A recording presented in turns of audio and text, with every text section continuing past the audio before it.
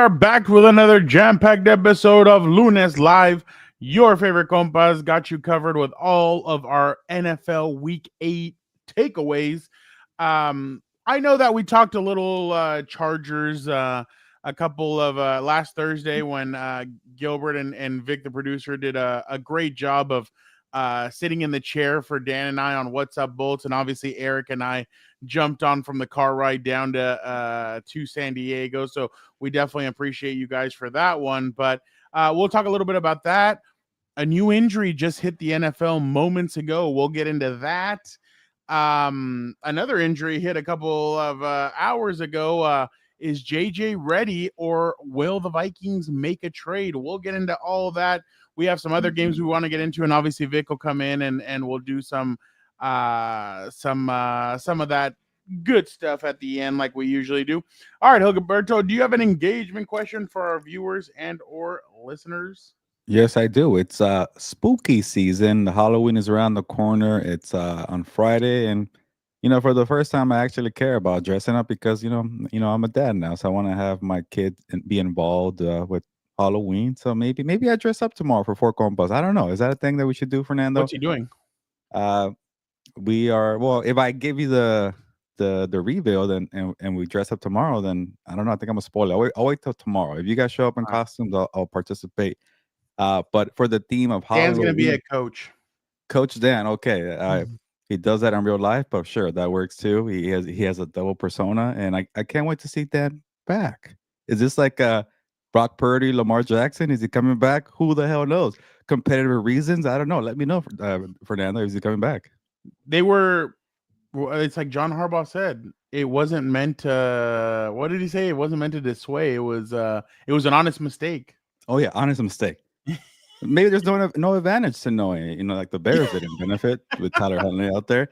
I saw your article on how Vegas was pissed off about that. Yeah, but it worked out. I was Party was kind of thinking like, man, this could be ugly if the Bears win this game, and a lot of Raven bettors are pissed off. But it worked out. It was good karma, So shout out to the Bears for helping out the Ravens bettors. But we'll talk about them in a bit. For the engagement question of the week. Let me know which team is the scariest team in the NFL. I honestly don't know. It's one of those weird years where like I feel like anybody could win it. People want to say it's the Chiefs. People want to hype up the Broncos. People want to say it's the Lions or the Eagles. I honestly don't know. I think maybe no team is scary. I think any team could be beaten in the league right now. Well, maybe we're taking the Packers more seriously after they beat down Aaron Rodgers. Let me know in the comments. Scariest team in the NFL after week 8 of the season, which has one Gilbert, more game. If we're being honest, like the Chiefs have a tough road. They play the Commanders tonight. I know everybody's gonna laugh at that and everything, but they still Terry McLaurin is back. Deebo Samuel's back. They have a good running game. Marcus Mariota with his legs could hurt them a little. I'm not saying that they're gonna win. I still think that the Chiefs are going to win that game, but that's going to be trouble. For the next 2 weeks, the next 6 weeks, Gilbert, after that, listen to this. At Bills, at Broncos, the Colts come there, at Cowboys on a short week on Thanksgiving night, the Texans come to Arrowhead, and then the Chargers come to Arrowhead. That's not an easy road, Gilbert. And they still have some tough games after that. I mean, they go to Tennessee. That's not bad. Well, okay, the Broncos come there, and then they go to the Raiders. So those 2 out of the last 3 aren't bad. But that ending is that middle of the road stuff is going to be very, very tough for the Chiefs. So I think, like you said, everybody's kind of beatable at this point. Well, that's the thing. Well, the narrative is that the Chiefs are the best team in football. Even though they're 4-3, they haven't played tonight. They haven't played Monday Night Football. But everybody's already saying they're the best team. I'm looking at power rankings, throughout the league. Everybody has the Chiefs top 3, maybe number 1. If they're for real, that schedule should be a cakewalk. Maybe you lose 1 game, maybe you lose 2 games. But if you're losing 3 or 4, maybe the Chiefs are not all the way back like everybody's trying to make it seem. So we're gonna find out a bunch from them, in the coming weeks. But if you're that good, go and beat the Broncos twice. Go beat the Bills in Buffalo. Go flex your muscles. Yeah, no, I completely agree. Real quick, Gilbert, obviously, thank you to everybody who's in the chat right now. I love Tugun. Geez, sometimes you put some dark shit out there. But Cooper, thank you so much for joining us. Quick, very quick recap. Gilbert, I do definitely think that because people have been asking me lately if I think the Chargers are back. I don't know if they're completely back just because I think their defense still kind of struggled a little bit at times. Justin Jefferson still had 7 catches for 74 yards. And obviously, it just came out yesterday that Tarheeb still will be out for 2 to 4 weeks. So I'm guessing he won't be back until the bye week. So this little mini bye, and then they have 3 games in between and the bye week. So I'm pretty sure either that Jags game or the bye week. So we'll see what happens with that. But just in general, I thought when you have Khalil Mack on the field and you have Joe and with no snap count, no nothing, and you have Joe Alt on the field, that's a recipe for victory. The one thing I did like towards the end of the game, the Chargers did take out Joe Alt, and it was kind of like, okay, we're up. I wish they would have done the same thing with Herbert. I didn't like that Herbert was like there for those last snaps. I would have taken him out before that, but I think they did a really good job. I think the offense is very.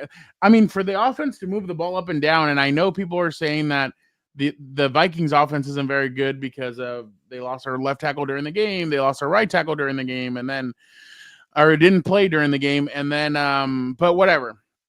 That doesn't matter. You have to beat who's in front of you. That's a good defense over there that the Vikings have. The Chargers were able to take it to them. Obviously, I do agree with what you said, Gilbert, and what you wrote about that. If that interception would have gone, that pick six goes the other way, it might have been a completely different game. I do agree with that, but at the end of the day, it is what it is. They won. Um, they're going to get Deshaun Hand back. They're going to get Tarheeb Still back. They're going to get Omari and Hampton back. I think they're going to make a trade or two during the trade deadline.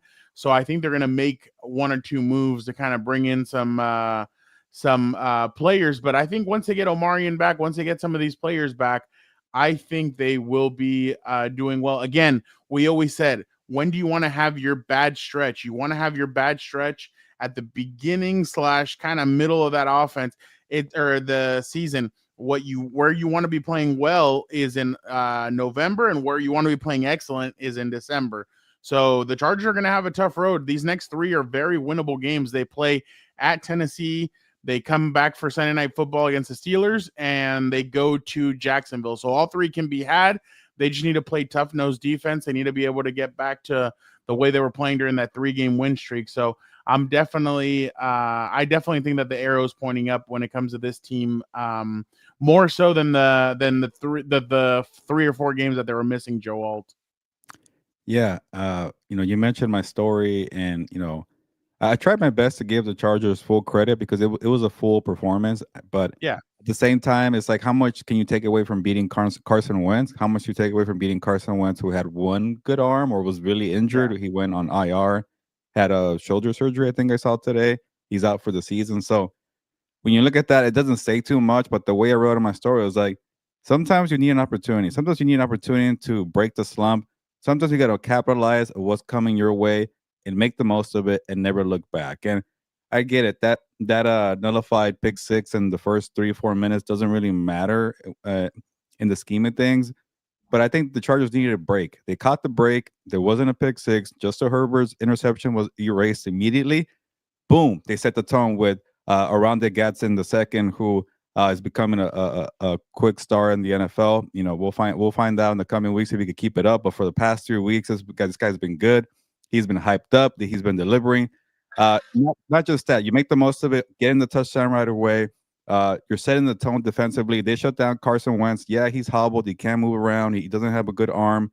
He's battling out there. But hey, what was the weakness for this defense the past month? The run defense. And they shut them down, I think, 30-something total yards. Aaron Jones back too. So great performance. So I think to me, they made the most of that opportunity. There was other areas too that I really liked. They're getting McConkey more involved. I know QJ has been disappearing, but when you need him, he'll get going again. You have Keenan Allen. And one more thing, Fernando, that I thought really, really paid dividends. Like, imagine if you're falling behind early to the Vikings and you're needing to ask Herbert to do more. Once Herbert built that lead, guess what? The running game opened up. I really like this 22 personnel where you have the two backs and Kimani Vidal doing well. Now imagine when Hampton comes back and you get to run what you wanted to do all along with Najee and Amarian. Maybe Vidal could continue it. He played great. I wrote my story pretty much done by the third quarter, but while I was writing, I'm like, man, what the hell is this personnel on the field? I should probably pay attention more to this. The game was out of hand by then, but bless you, but you get the blueprint for how you want to play the football or play football in the winter months. So to me, Justin Herbert could always bail you out. Justin Herbert could always build you a double-digit lead. But when it really matters, you want that old line to be nasty, set the run blocks, and let your guys in the backfield do the work. And that was perfect all around. So to me, they made the most out of opportunity that came early, and they never looked back. We'll see if they continue that moving forward. As of right now, you might have to go to either Buffalo, New England, one of those places. You're gonna have to run the football. It's gonna be cold if you go to the playoffs, obviously. Or you could even be headed to Baltimore or Pittsburgh or whatever. But you're gonna need to run the football. Yeah, you're gonna need to run the football. So this is they finally brought this out. It had been a while. I was surprised they finally brought it out. Now they need to keep on moving along with it. But that's the thing. When you have the kind of weapons that the Chargers now have, you can run a lot of different things. And one guy that they really are starting to fall in love with is Trey Harris because of his blocking. Yeah. Because of his route. Like he's getting better as a route running. But that's what I was telling you. That's what I was saying, Gilbert. And that's what I told Dan the other day when we did a preview a couple of weeks ago. I'm like, what did Coach McGuigan say on the Hard Knocks when the Chargers were on with the Rams? He said, if you can't effing block for me, you're not going to be on that effing field for me. So if the one thing if what he's really good at right now is blocking, everything else is going to come good for him. So I really do think that they are getting better, and we'll see what happens. But Gilbert, I know you guys are going to talk about this on House of Horns, I think Wednesday probably, but the Rams trade for Titans cornerback Roger McCreary. Obviously, I've got to see him a bunch because the Chargers and the Titans have played each other a lot in the last few years. I think he's a solid corner, Gilbert. Obviously, I thought, and I saw what you kind of wrote about it, I thought they would go for a splash, like maybe a big time. But this is actually a very good signing. I feel like Roger can definitely help this secondary out. And I know it's not a huge name, but I definitely think that this is a very good trade. And one, two, I don't think the Rams are done yet making trades, but I definitely think that this is a good start for them. And I could tell everybody was very antsy. They're like, we have a trade. It's been 12 days since the last trade. And it was obviously Oweh from the Chargers, who's done a pretty good job, Gilbert. 2.5 games so far for the Chargers. He has 2 sacks. So, but I think Roger could definitely bring in some good stuff to the Rams secondary. Yeah, I kind of don't like this time of year because everybody expects massive trades to occur, and it's going to be like small trades like this one. And for the next 2 weeks, we're going to try to build it up, get clicks, get ratings on TV saying Max Crosby, Trey Hendrickson, Jeffrey Simmons, Chris Olave, Jalen Waddle, they're all going to be traded. Probably none of them are going to get traded. So I hate that time of year, but just I'll keep that to myself now. For this trade, yeah, it wasn't a splash trade. It wasn't a sexy trade, but it was a needed trade for the Rams to get some more depth. Honestly, they still need an outside cornerback. Roger McCreary is more of an inside cornerback. He has some experience playing the outside, but so he's kind of like a depth piece, flexibility, and a temporary fix because I know they're hurting at safety. You get to move Quentin Lake back to safety, who's been playing slot cornerback. You put McCreary at the slot, but how do you answer your outside issue? It's not going to be Emmanuel Forbes. It's not going to be Darius Williams. It's not going to be Kobe Durant. Maybe Akilo Witherspoon comes back at the back end of the year from the broken clavicle, but you get depth. And if you make one more splash, not splash, right, one more decent trade for an outside cornerback, now you have flexibility. Now you have real depth here. So it's one of maybe 2 moves here. And the old Rams, I don't think they're coming back. They're not going to trade their extra first-round pick. They're not going to lose a day 2 pick. You need that moving forward. So, yeah. Darius Williams also got hurt. Yeah, but he's never good anyways. Regardless, they need help on the outside, and maybe McCreary could do that. I don't know, but part of me is kind of like, what if it calls for L'Jarius Sneed? And I keep saying that because he could play the outside, and it's like, oh, you got a quad injury. Okay, what do you got, Roger McCreary? Let's go look to your fire sale here. Oh, we'll take that guy. Yeah, that's a good depth piece. So this is kind of a good trade to kind of put into perspective of how these trades develop in the next 2 weeks. They're not splashy. They're not, big time names, but they help out in the depth. They help out in the short term. Like the Rams don't want to, they don't want to lose draft picks. What did they give up? They gave up a conditional 5th round pick, and they still get a 6th round pick from the Titans. Like that kind of tells you they don't want to give up a lot of value here. So to me, I gave a B. I couldn't give it an A when you don't have an outside cornerback. For the tight ends, I gave them a C plus only because you only got a sixth round or fifth round pick that's conditional.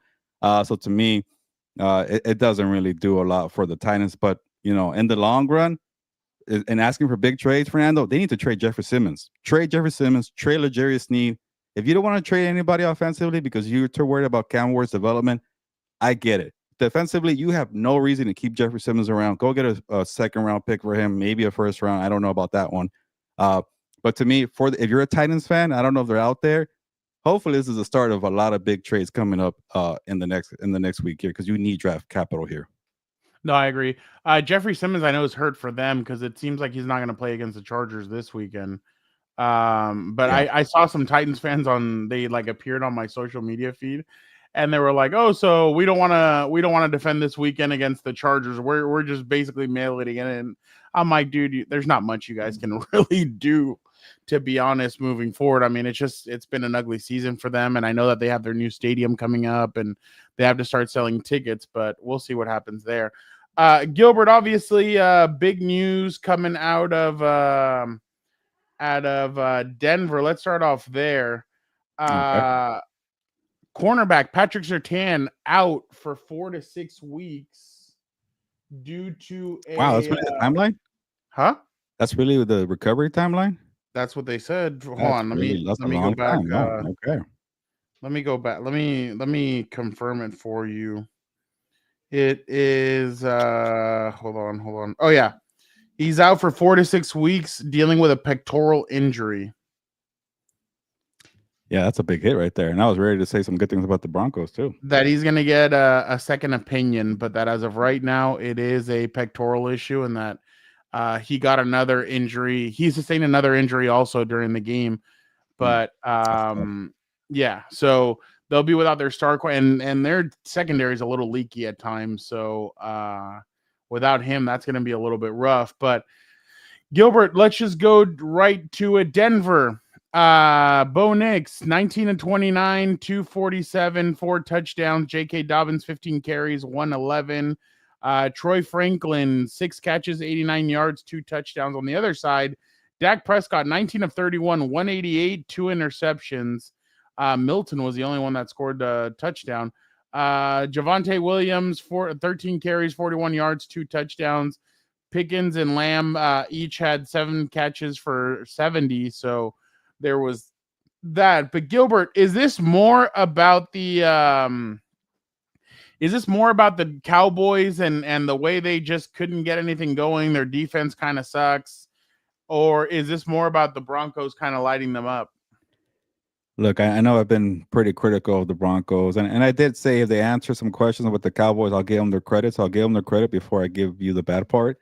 Bo Nix for the last 2 weeks, or the last game in a quarter, the fourth quarter was really good against the Giants. Yeah. He's been playing great. Like, to say good things about Bo Nix, the way he's been flashing, if he could keep it up, hey, maybe Sean Payton wasn't kind of having the Carnival Barker approach when he told every national reporter, my guy could be a superstar. He is looking like he has a higher ceiling, and I'll give him credit. He's playing great. At the same time, he's playing the Cowboys defense. So again, I'm going to try not to be too negative, but hey, he kept it up for 4 quarters, 5 quarters. There you go, 5 quarters. I'll give him praise for that. And I did say, hey, I'm interested to see if Bo Nix could go, touchdown for touchdown with Dak Prescott, another team that has their flaws, but they could score points. And I know the Broncos defense came to play and they shut down Dak Prescott, and they're like a legit top 5 defense on Sunday. But I bet if the Broncos defense had an off day, Bo Nix would have outlasted Dak Prescott. Like, Bo Nix was playing that well. I think he had a pick in the first drive, and then he had the next 4 out of 5 drives were touchdowns. So, hey, he was lighting up a bad Cowboys defense, but he was doing it. And I think his offense was better than Dak Prescott's. And I was giving a lot of praise to his offense. So to me, a lot of credit to you, Bo Nix. You also look a lot better than Caleb Williams. More credit, Bo Nix here. So if the Broncos defense could play that way, if they get the coaching and the play calling from Sean Payton that they got yesterday, if Bo Nix to keep doing that as a passer and not be so inaccurate, he has good timely downfield shots. He's also mobile. I really like what they have cooking there. J.K. Dobbins has been doing well. They might need a number one wide receiver in the future, but hey, to Bo Nix's credit, he's getting it done.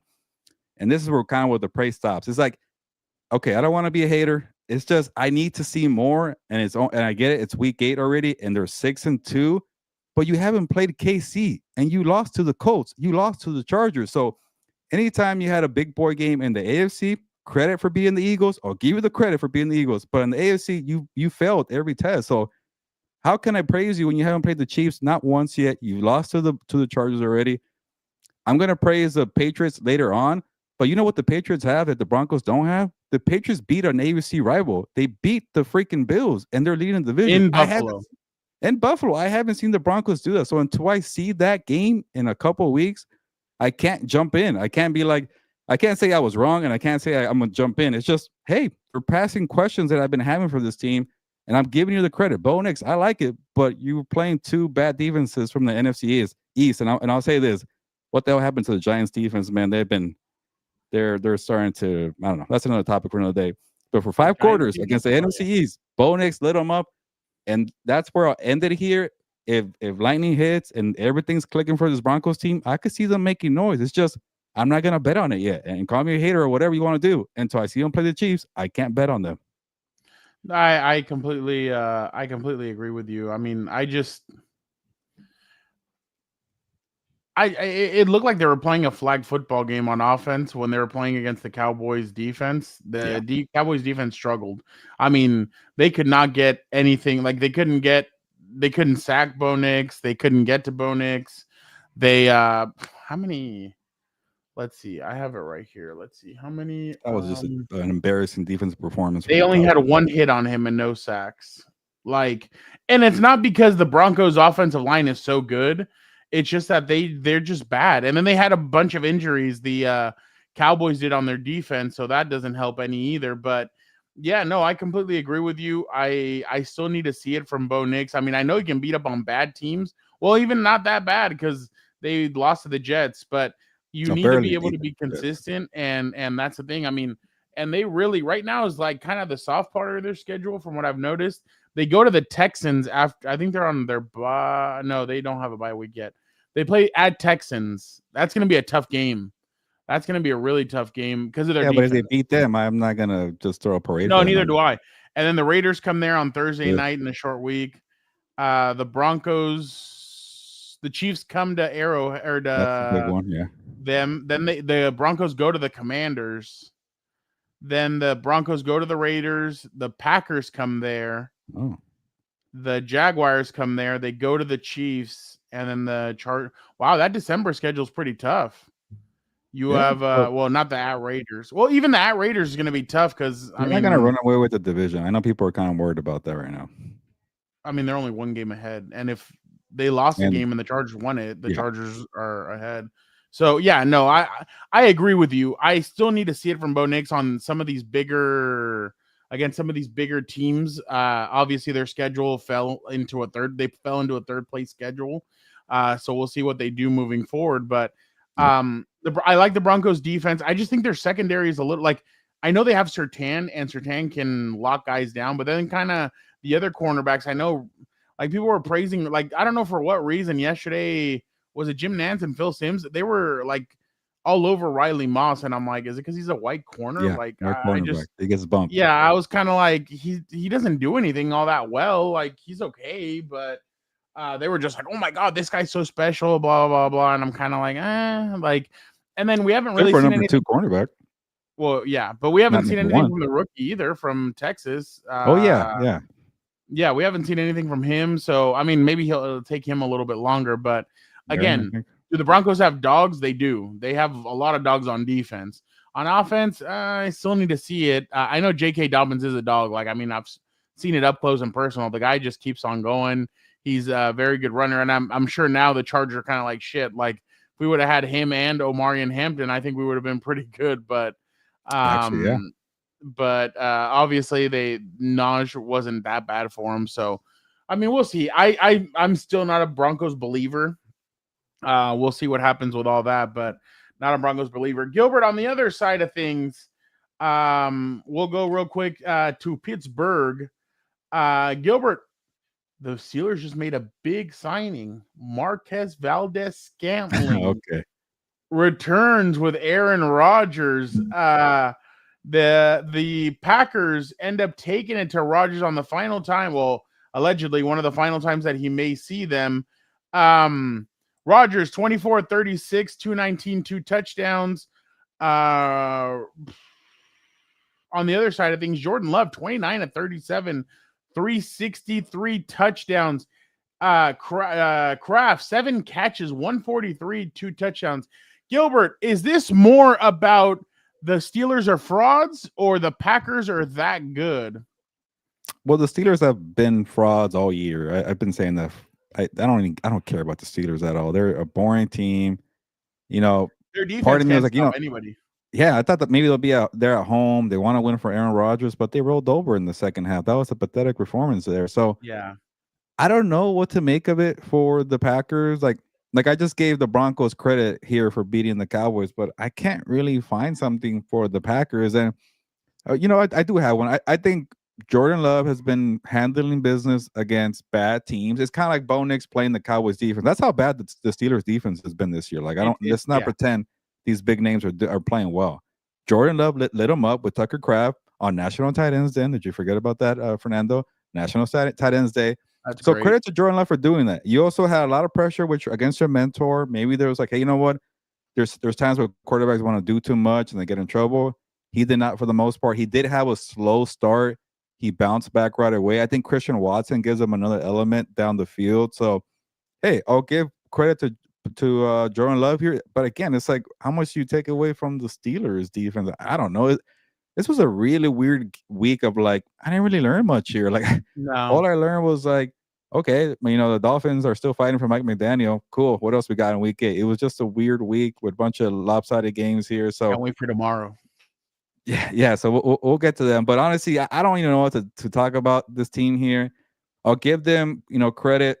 Every time I write about the contenders of the NFC, I'm always like, yeah, you got to compete with the Rams and the Lions and the Eagles. And I'm like, let me check the standings. Oh, and the Packers. And I always throw them in there last, but I forget about them.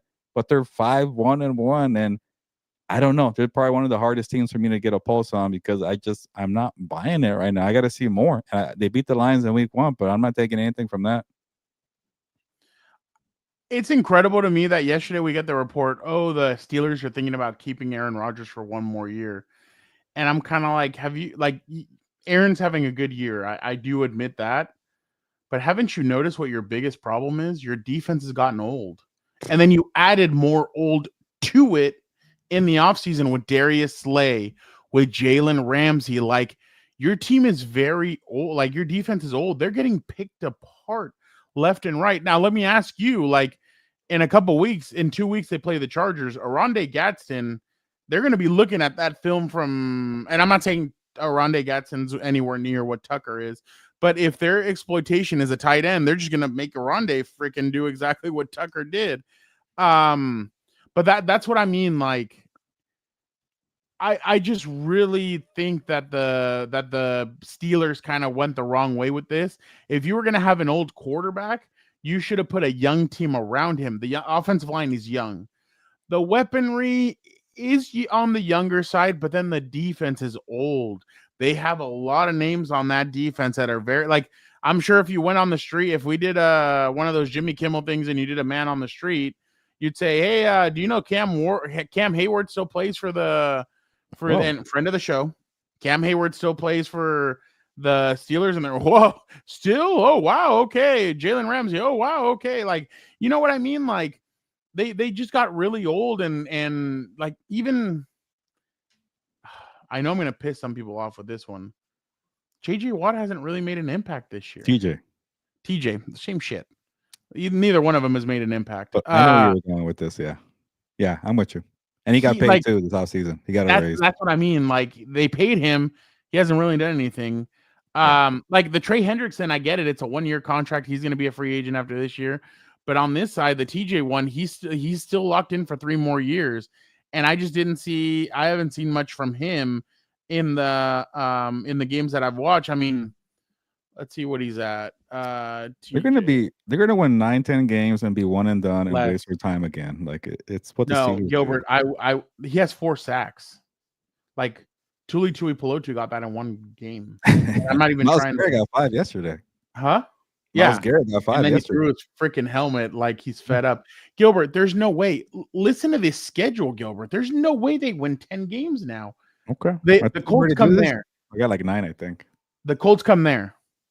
No. They go to the Chargers. No. The Bengals come there. Yeah, I'll give them. Yeah. They go to the Bears. Yeah. The Bills come to the Steelers. Steelers go to the Ravens. Dolphins come to the Steelers. Jackson. Yes. Steelers go to the Lions. No. Steelers go to the Browns. Yeah. Ravens come to the Steelers. They'll split. That's 5 more. They'll win 9 games. Yeah.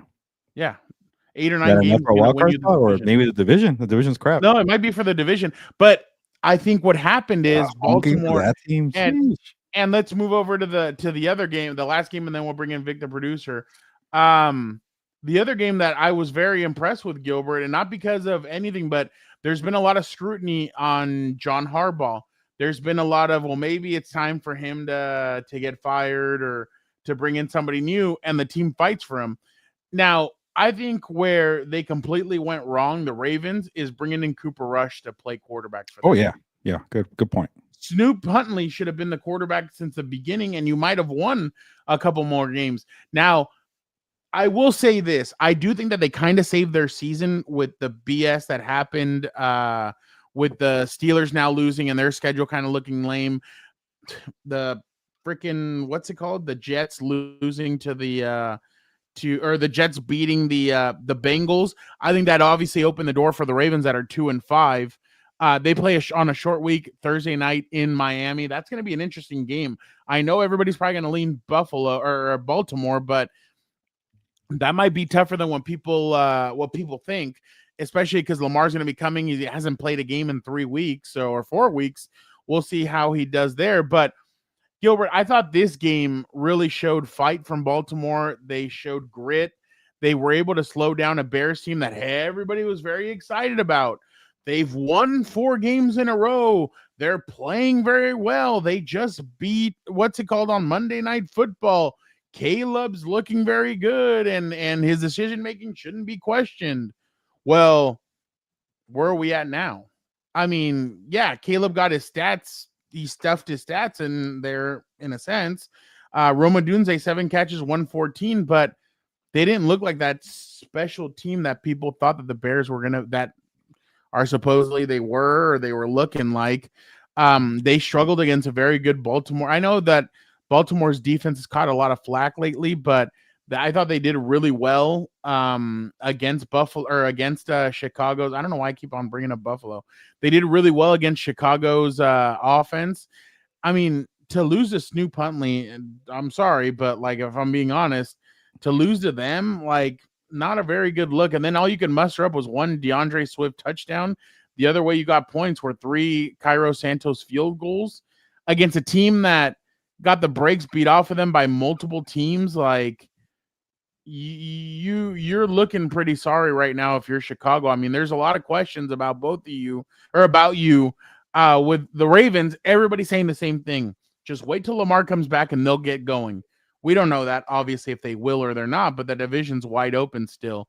But on the other side, everybody's saying, yeah, Chicago's not on the same level as Green Bay or Detroit. And I do agree with that. But just Gilbert, I thought they said more about Chicago and the lack thereof when it comes to the quarterback play. Their defense is kind of taking a hit. I really don't know if Chicago's going to make the playoffs, to be honest. They just look very, very weak right now, in my opinion. Yeah, I'm with you. And before I get to the Bears and sticking to the AFC North, I've been trying to find a spot to say this. For the Carne Asada season preview, the bold prediction that I made was Jets and Patriots are going to have more wins combined than the Steelers and the Bengals. And somehow I'm tied right now with the freaking Jets winning that game.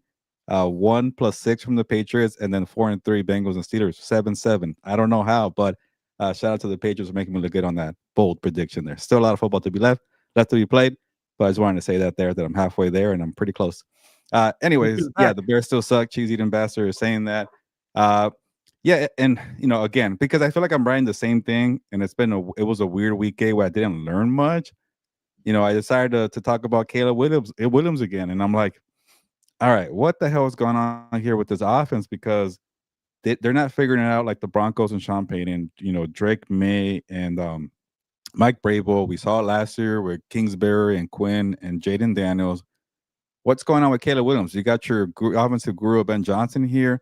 They're running the football, and I'm like, I think Caleb doesn't have an identity yet as a quarterback. I don't think Ben Johnson has figured out what does Caleb want to do. What makes him comfortable? What are his strengths here? And there's a lot there with his skill set. I'm always going to credit that. He has a versatile skill set.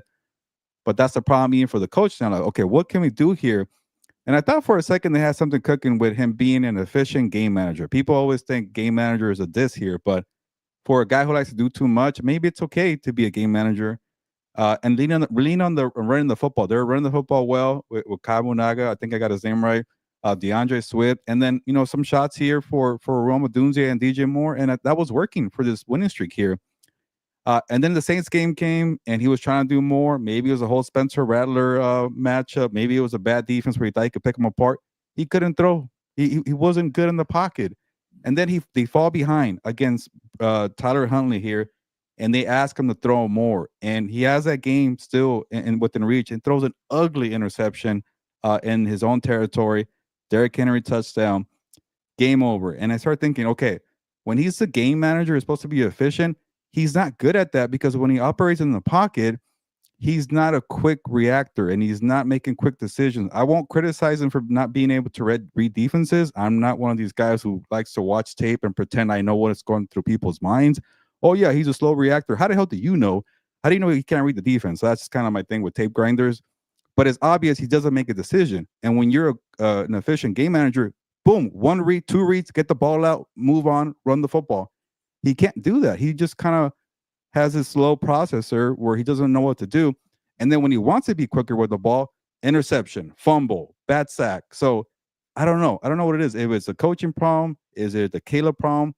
They don't know what his bread and butter is. They don't know what he does well. They don't have an identity. To me, until he figures that out, they're not going to be a playoff team. I'm kind of tired of talking about it, but he hasn't done anything for me to say, wow, look at Caleb. Bo Nix did it this past 2 weeks here. Jaden Daniels has done it. Obviously, Drake May has done it. Michael Penix Jr. not really sometimes. JJ McCarthy hasn't played.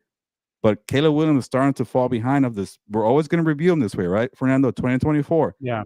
Jaden Daniels, Drake May, Bo Nix, Caleb Williams number 4 now. Is that where we've gotten here? Like, it's just he hasn't done anything great. Yeah, no. Freaking cheesy. It's funny. I do have what's it called? I do have video from practice of him yelling at what's his name? Ben Johnson? Caleb Williams. Oh. Here you go. And I got half a mind to find your old man and kick him in the nuts so hard he can never foul the earth with another little shit like you. So you I hope Ben Johnson's talking like that.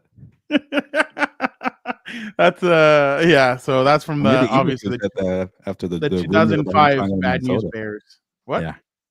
After the rumors of him trying to go to Minnesota, if I was one of the coaches, I would say the same thing.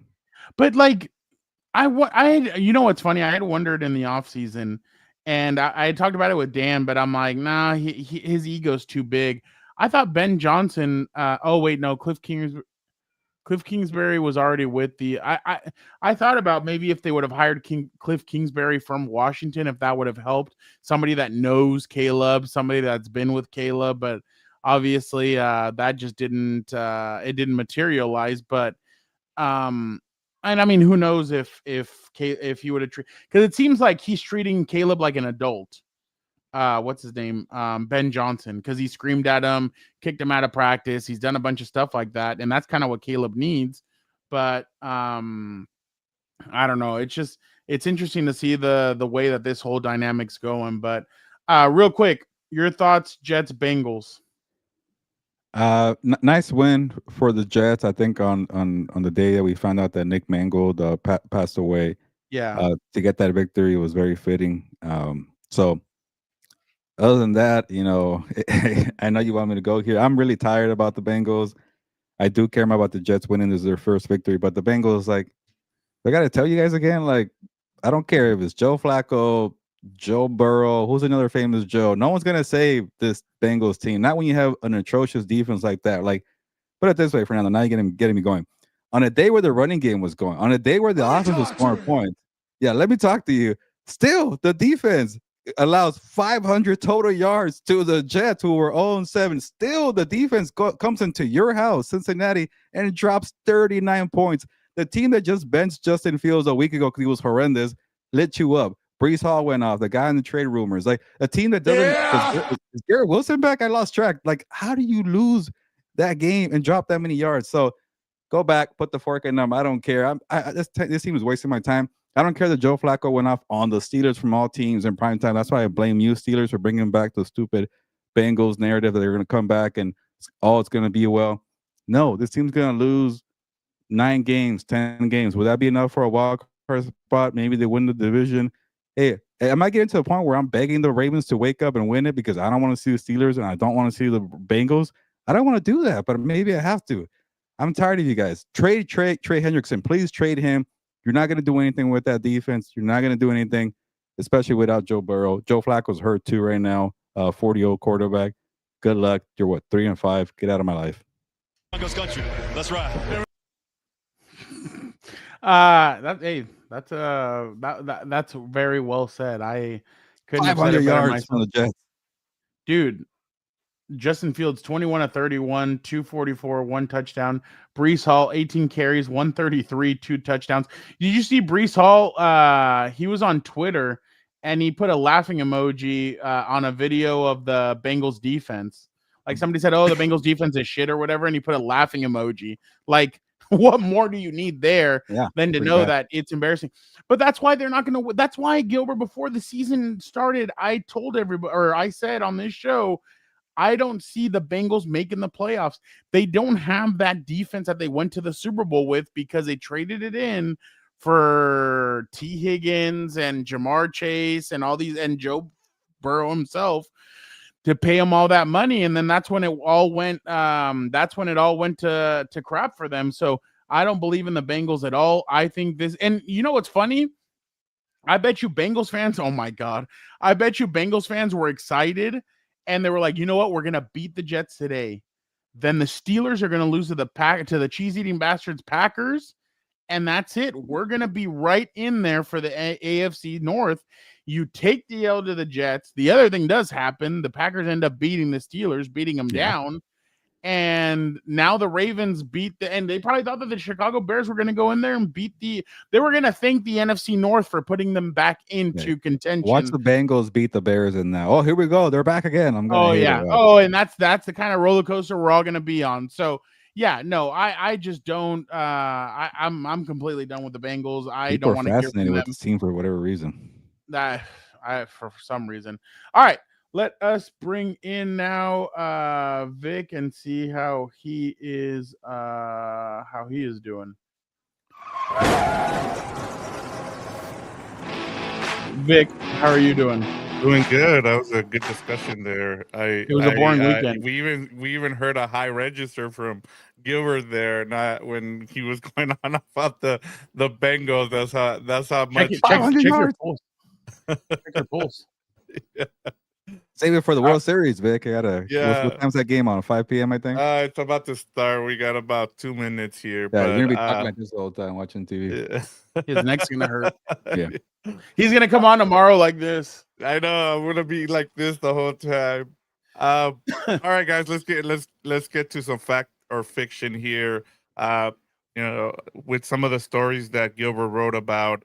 Let's start off with the first one, which I thought was really interesting. And it starts off with Tua. So I'll start off with you here, Gilbert. Did Tua save Mike McDaniel's job or can Tua save Mike McDaniel's job with a strong finish, or is he cooked either way? Yeah. So I know you read my story, and Yeah, leave it to Tua to have his best game after I wrote that they should bench him. He has 4 touchdowns a couple days later. And I said bench the guy for Quinn Ewers, Zach Wilson. I don't give a crap. Just bench the guy. He's been that bad. Hey, to his credit, he answered the call. Maybe he had my story printed out and put it up on his wall. And then he woke up the next day and only saw it from the right eye, not the left eye. And like, okay, this guy, Gilberto Manzano, he's terrible. 4 touchdowns on those Falcons. And I did say, don't trust the Falcons. I don't know how much, credit I want to give the Dolphins there. But the more I think about it, Vic, the more I feel like the owner is not going to bench Tua because all the money they committed to him. He's still owed $54 million next year. So after the 2026 season, it makes more sense. Now, as for Mike McDaniel, I think they're going to give him the rest of the year. I don't know if he's going to save his job entirely, but to buy himself more time for the rest of the year, I could see that. And the only way he could save his job are 2 things, or actually 1 thing. If you get any quarterback, Zach Wilson, Quinn Ewers, or Tua, to be competent in your scheme, that's the only way he saves his job. Because what's the value that the Mike McDaniel has? He's not a leader of men. He's not a defensive guru. He's not. His knowledge is offense. If you can't run that properly, what the hell are you here for? Like, I remember the Kyle Shanahan early years where they couldn't win anything. He was kept around because that scheme is too valuable. They're going to figure it out. Brian Dable kind of has that to an extent, but that's running out right now too. So what do you have with Mike McDaniel? So if Tua was able to do what he did on Sunday, maybe they're like, you know what? These guys are connected at a hip here. We can't get rid of the guy until 2026 or after 2026. Let's give him 1 more year. I doubt it. I don't see that. Regardless, they have to play efficient offensive football because they haven't been doing it ever since they gave Tua that contract, which looks really bad. Are you going to trade Jalen Waddle? If you do, good luck trying to have a good scheme without Waddle. So to me, it just really opens the door for Mike McDaniel to save his job some way, somehow. But the more I think about it, it's gonna be 1 good game, and that's it. We've seen Tua enough to know it. He doesn't do it for 4 games in a row. Yeah. There's oh my Go God, ahead. sorry. Go ahead. I was gonna say you up here just with the owner and the whole situation. I don't know if you guys have heard about this, but it sounds like there's like a succession plan that is kind of going in the wrong way here, where the owner wanted to leave the team to his daughter, but then he hires a dude, and then he ended up hooking up, kind of like what we've seen with Triple H and the WWE. I didn't know that. Kind of going on there with that. So, like, what do you see happening here, Fernando? Do you think he just keeps it, or keeps Mike McDaniel just because he's trying to figure out the succession plan, or is it just like, hey, you know what, I'm gonna just do whatever's best for the team going forward? I think you have a chance to start over now. If they keep on losing and they have like a top 10 draft pick, there's a lot you can do with that. But why would you leave that to a head coach who you feel like is kind of dead in the water? I mean, you kind of seen what's happened where Jalen Ramsey didn't respect him. Some of the older players haven't respected his style. He's a little weird. I mean, I kind of asked one of the Dolphins guys, and I asked him, I'm like, what is it about him? He's like, one day he comes in and he's like, oh, somebody asked him, what are you so happy about? It's like, we're 1 step closer to death. Like, he's just a weird, quirky, weird freaking guy. And the results haven't shown up. I mean, besides that 1 year where they made the playoffs and they went to that Freezer Bowl in Kansas City, they haven't really done much else. I mean, I know everybody got excited when they put up 70 on the Denver Broncos, but ever since then, it's kind of been a sharp decline. I think what Mike McDaniel is I really think he's a North Turner, where he's going to be a good offensive coordinator, a great offensive mind. He's just not a good head coach. And the thing is that, and obviously Gilbert and I saw this firsthand, is that when you ascend to the level of Jedi, when you ascend to the level of master, when you ascend to a head coach, what you're supposed to do is you're supposed to be in every single meeting room, not just on the offensive side of things, not just in the quarterback room. Like, you're supposed to be everywhere and making sure that you're checking in on every single aspect of this team. That's why, and I there was a couple of practices during training camp where I watched what Jim would do. Jim would go stand with the offense. Jim would go stand with the defense. And during special teams, where I've seen in the past, head coaches would walk over and just be talking to the offensive coordinator or be talking to the quarterback. He would go over to the special teams and watch special teams. So when you see stuff like that, I remember Anthony Lynn was like that as well. But when you see stuff like that, I mean, that you have to be a guy like that. And who knows if Mike McDaniel is. But I think this is an opportunity where, especially if you get rid of Bradley Chubb and Jalen Phillips, that means that you're going to start over and you're looking for something new. Now, obviously, nobody's going to take Tua on or that contract. So you're kind of screwed when it comes to that. But there's an opportunity there to kind of start over fresh, bring in a new offensive mind or bring in a new defensive mind or bring in a new head coach. I did read that they are thinking about giving Anthony Weaver. They want to give him a shot and see what he's like. But I'm kind of like, okay, I get that. But aren't you just kind of fixing the Band-Aid? Like, Anthony's already been here. You put him as your interim. I've seen it before with Romeo Crennel. I think he was with the Chiefs. Romeo Crennel, either he was with the Chiefs or the Texans. He did really well. They made the playoffs. They kept him as the head coach, or they promoted him to head coach. And after 1 year, they fired him because it wasn't good. The thing is that once you fire a head coach, the guys in the locker room get animated. They get amped. Remember when the Chargers fired Brandon Staley, the Chargers were very competitive at the end of that year, and it was Easton Stick at quarterback. They were very competitive for oh my God, Gus. What's his name? The defensive line coach, Gilbert from the Chargers. Give Smith. They were very competitive for Give Smith, and they played very hard. Did you notice how it wasn't Kellen Moore? Like the guys who have a real shot of being a head coach, they're not taking an interim role because interim roles are setting you up for disaster. You're the guy who couldn't get going in 4 games. So Kellen Moore is a head coach now for a reason. He did not take that job. Yeah, that was very smart of him. But again, going back to it, I just think they need to start off new or fresh. I think they should just axe it, and I'm sure Mike McDaniel is going to be a very hot commodity as a free agent offensive coordinator. I don't know if he'd get another head coaching opportunity, but I do think that they need to start over. I don't think Tua can save his job. I think they're at the point of no return right now. Yeah, and that's what it sounds like. I think we'll probably see them start over. All right, guys. Since we've already talked about the Patriots, I'll save that one for tomorrow. But I did want to ask you guys, just so we go fast here, what will be the biggest name that gets traded before the trade deadline? I'll start off with you here, Fernando. Or do you have one, Gilbert? I do. Like, I just wrote a story about the top 15 trade deadline players, and half of them won't get traded. I hated writing that, but I had to really specify and I'll go on a rant because I really hate all the reports. Like, there's a lot of things I hate about this time of year. There's a lot of reports saying Max Crosby won't get traded, Jeffrey Simmons won't get traded. Oh, they're not going to trade that guy. Shut the hell up. Like, you're just trying to create a bidding war for these owners who are saying like, hey, like we're not going to trade them, but if you come for the right price, 2 first-round picks? Oh, you saw the report? You know what? We'll change our mind now. Yeah, Jerry Jones, we're not going to trade Micah Parsons. Who got traded? Micah freaking Parsons. So enough with carrying their water here for starting a bidding war. I hate all these reports. If I'm a GM owner, I'm like, I don't give a crap what freaking Mark Davis and Max Crosby think.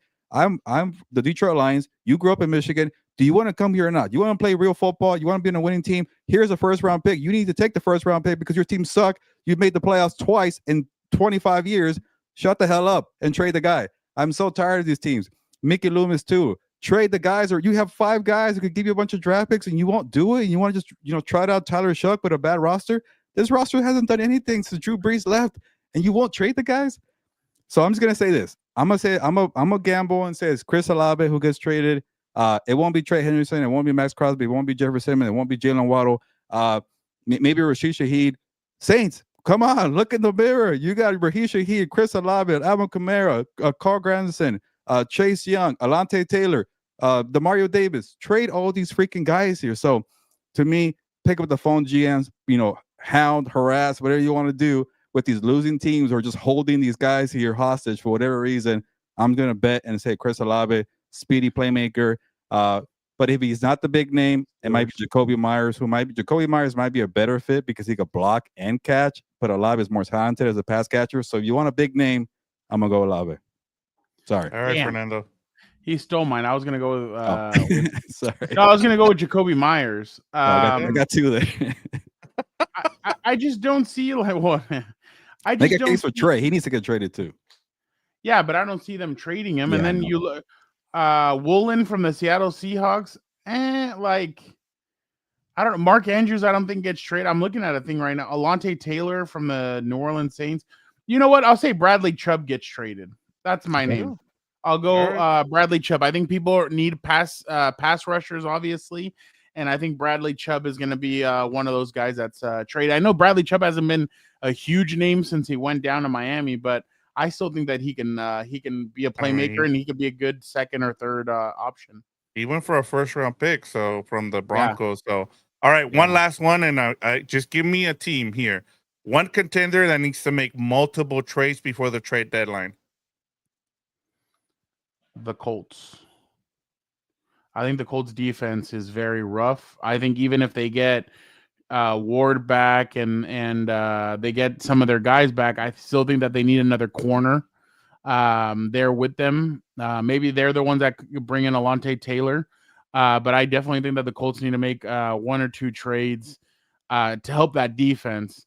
On the other side, I mean, I was going to say the Chargers, but I don't consider them Super Bowl contenders yet.